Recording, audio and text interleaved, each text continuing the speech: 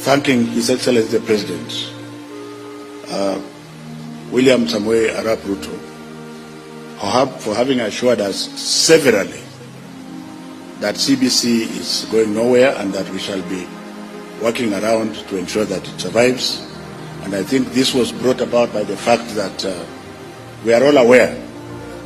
Now we have 10 million children who have engaged in this manner. Kuniradhi mpenzi mtazamaji kidogo, alafu tutaendelea na hotuba yake. Mnamo Januari mwaka 2023 tarehe 24 Wakenya waliweza kupata taarifa mbaya za waziri aliyeleta maendeleo hapa nchini kwa upande wa masomo. George Albert Omore Magoha alizaliwa mwezi wa Julai mwaka 1952 na kisha kuweza kuaga dunia mwaka 2023. Alianzia masomo yake katika shule ya msingi ya Dr. David Livingstone Primary School upande wa Nairobi, kisha kuelekea Starehe Boys Center ambapo alipata masomo yake ya O-level na kuweza kuelekea Strathmore kisha kupata masomo yake ya A-level education.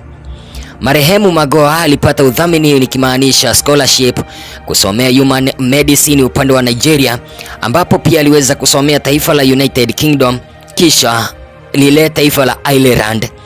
Miaka ya hapo nyuma Magoha aliweza kuhudumu kama Vice Chancellor wa Nairobi kuanzia mwaka 2005 hadi mwaka 2015 na alikuwa profesa wa upasuaji katika kitengo cha Health Sciences. Mnamo mwaka 2016 kutokana na ukali wake aliweza kuteuliwa kama mwenyekiti wa tume ya mitihani hapa nchini nikimaanisha NEC, ambapo aliweza kufunga mianya yote ya wizi. Mwaka wa 2019 Machi tarehe 1 aliweza kuteuliwa naye Rais mstaafu Uhuru Kenyatta kama waziri wa elimu, kuchukua nafasi yake Amina Mohamed ambaye aliweza kuhamishiwa upande wa michezo. Magoha aliweza kuaga mnamo tarehe 24 Januari mwaka 2023 upande wa Nairobi, ambapo alikuwa amekimbizwa kuweza kupata matibabu akiwa na umri wa miaka 71. Tunaomba Mwenyezi Mungu aweze kuilaza roho yake palipo na wema. Can we go into the unknown, get results, analyze them and take them to him? Don't start from an answered point of view where now you are working from what you want to bring to him. You shall not have helped him. And I'm doing this with all humility, having been a scientist who is very well published over the years and who is going back to academia. Ladies and gentlemen, that thing I want to say about President William Samoei, President William, you can understand why, because the other one was there for 24 years. William Samoei Arap Ruto. The short time I have worked with him and my assessment of him without prejudice is that he is somebody who listens and takes views, including those he didn't want to hear. And I'm telling you this here because I'm a very strange person. I add no political value to anybody. I am a thoroughbred technocrat. My value is in service and profession. So I'm free to talk the way I talk, because I have no political value to add. I only add the work and the efficiency and the delivery.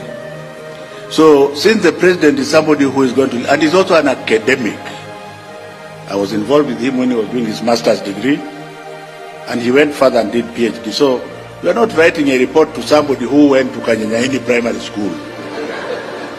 So I would like to encourage you to use your intellectual power, because the brain power, Your Excellency, Deputy President, the brain, if you want your brain to sleep, it will sleep.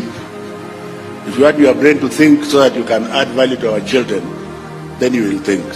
So I'm hoping that, I don't want to pronounce myself more than that in the basic education sector, because my sentiments are known, and it is not my intention to repeat them here. But allow me, Your Excellency, to say one or two things about the university sector, which is the sick child in the room. Having been a minister for now 3.5 years, I have found out that since the government was not reorganized to still one minister, the basic education sector takes 85% of the time. And therefore, university and TVET share the remaining 15%. And that has allowed all Kamaus and Onyangos to be experts in university matters. Even people who don't know anything about universities. My third charge to this committee is to look at universities without prejudice. Remove the politician, remove the fake experts, because you cannot be an expert if you don't belong to the university system. What is it that is ailing our country? What do we want to remember President Ruto for as far as the university sector is concerned? And I can talk with full authority because this is where my strength is. We have people asking for universities to be created for political reasons. People who don't even know what a university is. If you go to the Oxfords of this world, a single university with 38 colleges. Are we together? Single university with 38 colleges across the country. Why are we having 3-4 universities in a township? And then you make it worse by creating other branches in other townships. And everybody is quiet because it is not politically correct. I think His Excellency President William Samoei Ruto has given you the opportunity as the technocrats to pronounce yourself on this matter. I want to see whether you are bold enough, because the universities are dying because they are underfunded and they are thoroughly fragmented. They are dying because they are underfunded and they are thoroughly fragmented. The only university that I know is the University of Nairobi, and my Vice Chancellor is here, Professor Itai Kiama. Thank you very much. The others are also trying to get there. But do we then pull down the University of Nairobi and Moi University to another level to be the same as Kanyanyaini University, where I come from? So if you are bold enough, you might give His Excellency the President good enough advice. If you are politically correct, you will just be a statistic. And I think it is good for me to say so, Professor Munavo, because you are a university person, but I don't know whether you are still bold enough. Because what the President wants, as I end, Your Excellency, I have always believed when I was the Vice Chancellor, that my best advisors were the ones who told me things I didn't want to hear. So when I'm sleeping and I wake up at 4 o'clock and I reflect, then I find that is the way I'm going to go. When people tell you, yes sir, this is those are stupid idiots, because when the brain is thinking, then you must differ, isn't it? As intellectuals, you must differ. So I think the President has given you an opportunity to reform the university sector. A lot of investment, finally, Your Excellency, has been put in the TVET sector. The last charge as an outgoing minister to this committee, what are you going to do in order to change the mindset of our people? That success is not by going to the university.